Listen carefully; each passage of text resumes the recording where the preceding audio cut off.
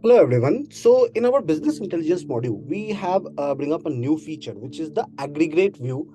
So let me show you that exactly how this feature work and what data you will be getting into that. So let us go to our business intelligence module first of all.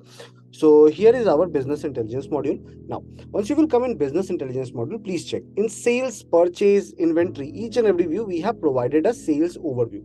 Please click on the expand. Now, once you will click on expand, it will give you an aggregate view of month to date, last 30 days, financial year to date, previous financial year to date. Like suppose of how much value the quotation was raised, the count of quotation, and of how much value quotation was converted with the count of quotation along with the percentage.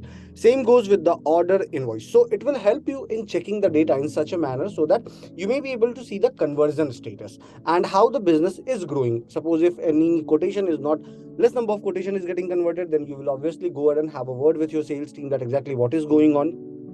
If I come towards the purchase, same data you will get here as well, how many POs are created, how much delivery is done. So it will mainly help you in going ahead and making a decision, because we focus on data driven decision making through the business intelligence. So for the management team it will be very much helpful. Same we have provided in the inventory as well. In inventory view, stock valuation by FIFO, top 5 selling or top 5 purchased items. If I come towards the production, here it will provide the production overview, like month to date, last 30 days, how much FG is produced, how much of value RM is consumed, how much scrap is generated, and how much RM is rejected. So I do hope this particular view will be very much helpful to you in making the decision and seeing the company's growth.